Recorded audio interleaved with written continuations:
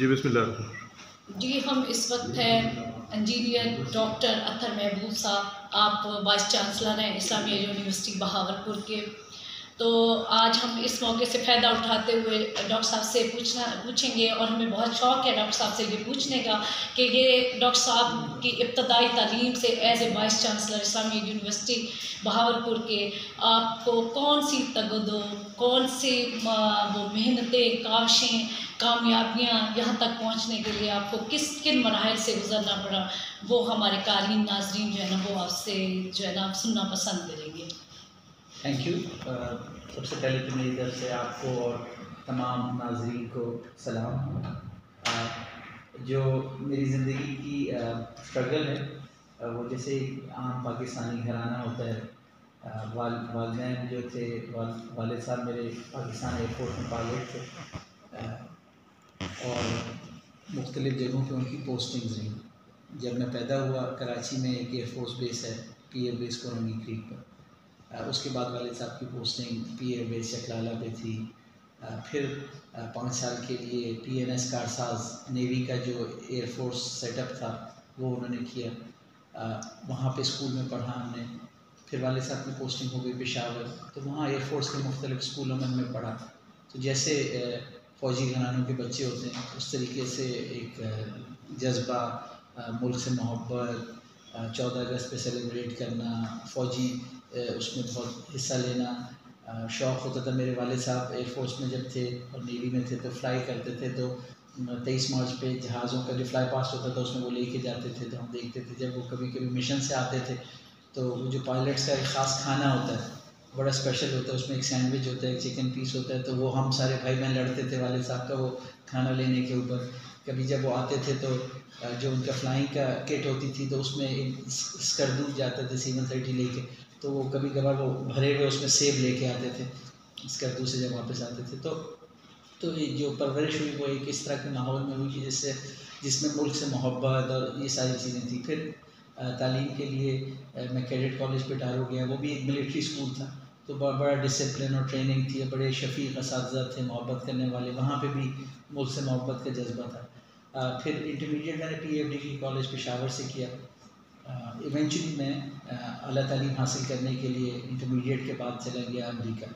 तो अमेरिका में मैंने 8 साल तालीम हासिल की, लेकिन उस दौरान बहुत शिद्दत से जो था पाकिस्तान याद आता था। और मैंने अमेरिका में फ्लोरिडा स्टेट यूनिवर्सिटी से पढ़ा है।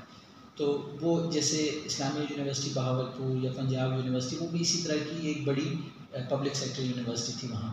तो उनके माशरे में जो 8 साल मैंने गुजारे 17 साल की उम्र से 25 साल की उम्र तक, तो उसके भी मेरे को बहुत सारे असरात हुए। मैंने देखा कि उनके मुल्क में जो उनकी जो तरक्की है, खुशहाली है, उसमें यूनिवर्सिटियों का बहुत अहम किरदार था और वो उनका माशरा इसको तस्लीम करता था। और मुझे भी बचपन से जो मेरे असातिज़ा थे वो मेरे हमेशा रोल मॉडल रहे। बहुत क्योंकि मैं क्लास में ज़्यादातर फर्स्ट ही आता था हमेशा और रिकॉर्ड तोड़ता था, तो वो असातिज़ा बहुत मोहब्बत करते थे। तो जो टीचिंग का शोबा था इसमें मेरी नेचुरल इंक्लिनेशन थी, क्योंकि मैं आइडियलाइज़ करता था अपने असातिज़ा को। फिर अमेरिका में मैंने देखा कि हमारे जो असातिज़ा और प्रोफेसर्स थे वो इस तरह के थे कि वो लेटेस्ट रिसर्च प्रॉब्लम्स पे काम करते थे, गवर्नमेंट की तरफ से उनको ग्रांट्स मिलती थी, स्पेशल लेबॉर्ट्रीज थी। और अमेरिकन सोसाइटी में जो उनके प्रोफेसर होते हैं उनकी बड़ी रिस्पेक्ट और बड़ा स्टेटस है और सारे स्टूडेंट्स उनको आइडियलाइज़ करते हैं। तो मैं भी करता था, तो मेरा दिल करता था कि मैं एकेडीमिया को ज्वाइन करूँ। Academia means universities. तो मैं जब पाकिस्तान वापस आया 96 में, तो मैंने यूनिवर्सिटी ज्वाइन की। मेरे पास ऑप्शन थी कि मैं मल्टीनेशनल में भी काम कर सकता था। मेरे पास 2 फॉरेन डिग्रीज थी, बैचलर्स और मास्टर्स इलेक्ट्रिकल इंजीनियरिंग। लेकिन मैंने फैसला किया कि मैं यूनिवर्सिटी ज्वाइन करूँगा और स्टूडेंट्स को टीच करूँगा, मेंटोर करूँगा और लॉन्ग टर्म में चेंज लेके आऊँगा। क्योंकि हर पाकिस्तानी की ये ख्वाहिश होती है कि हमारा मुल्क दुनिया के जो है बेहतरीन मुल्कों में आए, किसी भी मौके में हम किसी से पीछे ना रह जाए, हर मैदान में हम लोग आगे हों। हमें मोहब्बत मुल्क से बचपन से सिखाई जाती। तो हम देखते हैं कि उसके रास्ते में जो रुकावट है उसमें ये है कि आला तालीम, आला टेक्नोलॉजी हमारे पास नहीं होती, तो किसी तरह हमारे लोगों में वो टेक्नोलॉजी आ जाए। फिर जो अच्छी खुसूसियात हमने देखी कि मेहनत करने का जज्बा हो, पॉजिटिव माइंडसेट हो, चीज़ों को पॉजिटिवली अप्रोच करें, तो जो हमने उस माशरे में सीखी, तो मैं यहाँ इनको प्रैक्टिस करता रहा। 6 साल में सर सैयद यूनिवर्सिटी में रहा। दूसरा, अमेरिका की तालीम ने मेरे अंदर एक जो फ़र्क डाला कि गर्चे मैं एकेडेमिया में या यूनिवर्सिटी में आया, लेकिन अमेरिका में जो तालीम है वो बहुत प्रैक्टिकली ओरिएंटेड होती है। उनके यहाँ तसव्वुर ये होता है कि जो भी आपने किताब में पढ़ा है आप उसको प्रैक्टिकली अप्लाई करेंगे और परखेंगे। तो मेरा भी एटीट्यूड यही था कि मैं था तो टीचर, लेकिन मेरी हमेशा कोशिश होती थी कि स्टूडेंट्स को प्रैक्टिकल एक्टिविटीज़ में इंगेज करें, और मैं ख़ुद भी कंसल्टेंसी और इंडस्ट्री के साथ इंगेजमेंट, यानी फारिग नहीं रहना, हर वक्त का इस्तेमाल करना। और जब भी कोई अपॉर्चुनिटी आई यूनिवर्सिटी में हमारे, मैंने देखा कि इंडस्ट्री आती थी कि कोई ताउन करते हैं, और मैं हमेशा कहता था हाँ हम ताउन करते हैं, मिल के प्रोजेक्ट्स हैं, हम स्टूडेंट्स को कैसे प्रोजेक्ट्स पे इस्तेमाल कर सकते हैं। तो बहुत सारे इस तरह के आइडियल्स थे। और मुख्तलिफ औक़ात में ज़ाहिर बात है कि जो करियर इंसान का शुरू होता है वो निचली पोस्टों से शुरू होता है, जहाँ पे उसके पास इख्तियार कम होता है, मेहनत वो ज़्यादा करता है लेकिन इख्तियारात कम होते हैं। तो आपके जो बाला हुकाम होते हैं वो हमेशा जब तक अप्रूवल नहीं देते तो वो आप पूरी तरह अपना जो आइडिया है उसको कर नहीं सकते। तो हर स्टेज पे मेरी अपने जो सुपीरियर्स थे उनके साथ एक वो रहती थी स्ट्रगल कि मैं ज़्यादा करना चाहता था और वो रोकते थे कि नहीं इतना ज़्यादा नहीं करना चाहिए, या वो कहते थे कि अभी तुम्हारा वक्त नहीं है, अभी हमारा वक्त है, हमारी मर्ज़ी के मुताबिक चीज़ें करने दो। और मैं हमेशा तब्दीली और बेहतरी के लिए करता था। तो ये स्ट्रगल करते करते मैंने 6 साल से सही यूनिवर्सिटी में काम किया, डेवलपमेंट काफ़ी की, हमने एक्सपैंड किया उस यूनिवर्सिटी को, state of the art computer का सेटअप बनाया। फिर मैं 2 साल IBA कराची में गया, वहाँ मैंने इसी तरह चेंजेस लेके आया। गर्चे मैं एक फैकल्टी मेंबर था, लेकिन IBA की इंफ्रास्ट्रक्चर की पूरी रिवैम्पिंग का मैंने प्लान बनाया, और इस मकसद के लिए उन्होंने जब मुझे फैकल्टी मेंबर रखा भी था तो उनको ये मेरी सलाहियतों का इल्म था तो उन्होंने रखा। फिर मैंने PhD करने के लिए अपनी ज़िंदगी के 4 साल वक्फ किए, और मैं नस्ट में का पहला PhD ग्रेजुएट था। और मेरे लिए बड़े फ़ख्र की बात थी उस दिन जब मुझे PhD डिग्री 2005 में इस्लामाबाद में जो नेशनल एक बहुत बड़ा वो कन्वेंशन सेंटर है वहाँ पे प्रेसिडेंट ऑफ पाकिस्तान ने दी, और उन्होंने मुझसे कहा कि अत्तर हम सबको तुम पर बहुत फ़ख्र है। तो वो मेरी ज़िंदगी का सबसे ज़्यादा खुशी वाला दिन था कि मुझे मेरी ओरिजिनल PhD डिग्री जो मेरे मुल्क का रियासत का सदर है वो अपने हाथों से दे रहा था और इजहार कर रहा था कि पूरी कौम को तुम्हारे ऊपर फ़ख्र है। तो उस दिन जितनी मैंने मुश्किलात PhD के दौरान फेस की थी वो सारी मिट गई, और मैं इसको भूल नहीं सकता। ऐसा एक्सपीरियंस अगर मैं MIT से भी PhD कर लेता या ऑक्सफोर्ड यूनिवर्सिटी से भी, तो ये एक्सपीरियंस मुझे हरगिज़ ना होता कि मेरी सनद है वो मुझे मेरे मुल्क का सदर अपने हाथ से देता और ये कहता कि पूरी कौम को तुम्हारे ऊपर फ़ख्र है। तो वो मेरे असासा है मेरे लिए। उसके अलावा मैंने कोई तकरीबन 10 साल नस्ट में जॉब किया पाकिस्तान नेवी इंजीनियरिंग कॉलेज में, बहुत सारे प्रोजेक्ट्स नेवी के लिए किए, वॉलंटियरली भी किए और प्रोजेक्ट के तौर पे भी किए। इसी में 2009 में काफ़ी मैंने कुछ वॉलंटियरली प्रोजेक्ट्स किए थे, जिसकी एतराफ़ में मुझे 2012 में तमगा इम्तियाज़ मिला, वो भी चीफ ऑफ नेवल स्टाफ की रिकमेंडेशन पे।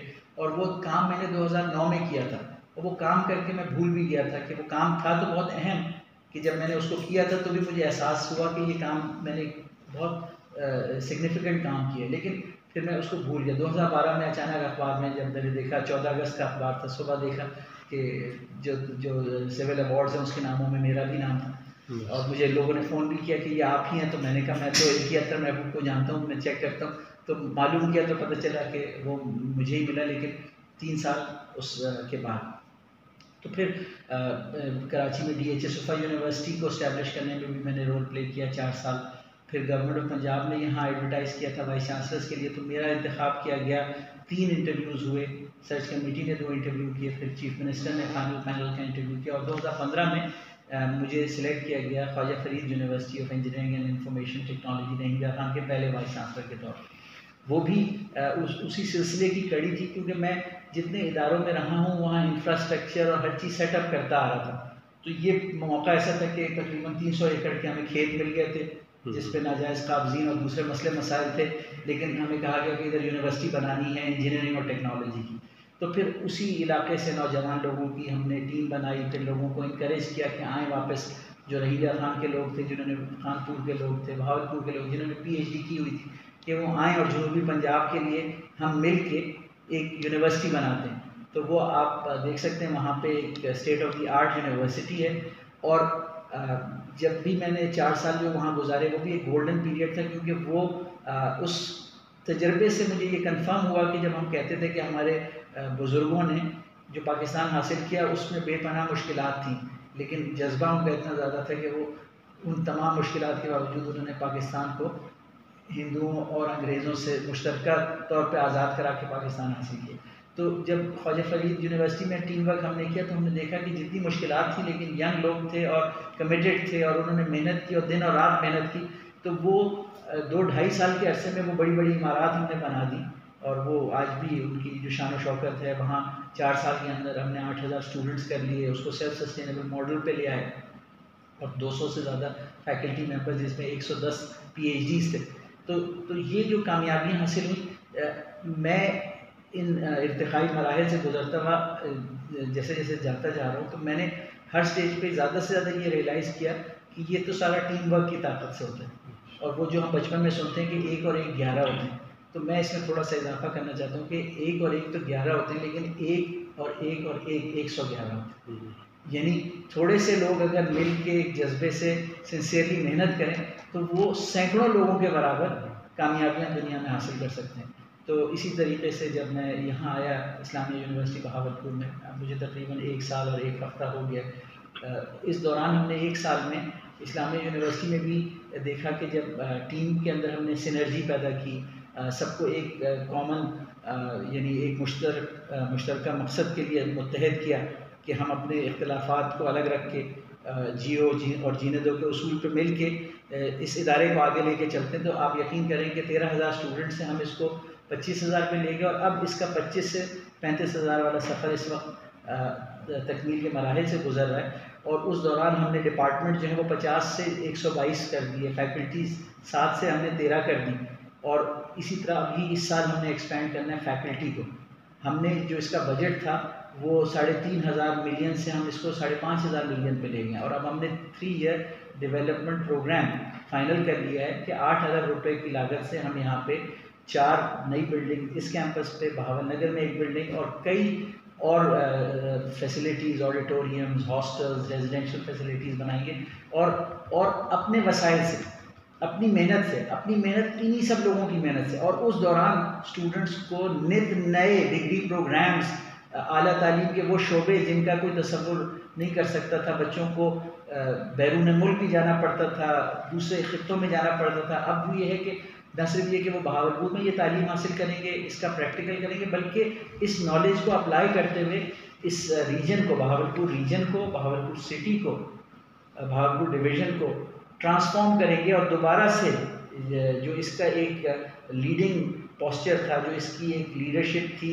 बरसगीर में कि बहुत तरक्की पसंद रियासत थी, फलाही रियासत थी बहावलपुर की, तो ये ख़ित्ता दोबारा से उसका नमूना बनेगा और बन सकता है। और उस तरीके से ये पाकिस्तान को बहुत ज़्यादा सपोर्ट और मजबूत और मुस्तहकम कर सकता है कि दीगर इलाके के लोग भी जो है वो देखेंगे कि ये अगर मुमकिन है इधर बहावलपुर में, तो ये फिर पूरे पाकिस्तान के लोग कर सकते हैं। तो मेरा हमेशा से जो विजन रहा है कि actions speak louder than words, और कोई आप अमल करके दिखा दें। बोलना आसान होता है, कहना आसान होता है, लेकिन अमल असल चीज़ होती है। अगर आप अमल से कोई चीज़ हासिल कर लेते हैं तो वो बहुत ज़्यादा अल्फाज से नहीं ज़्यादा है कि आप अमल करके दिखा दें। बहुत शुक्रिया डॉक्टर साहब। तो साबित हो गया कि हर कामयाबी के पीछे वतन की मोहब्बत बहुत ज़रूरी है। जब आप वतन से मोहब्बत करेंगे तो आप मेहनत करेंगे।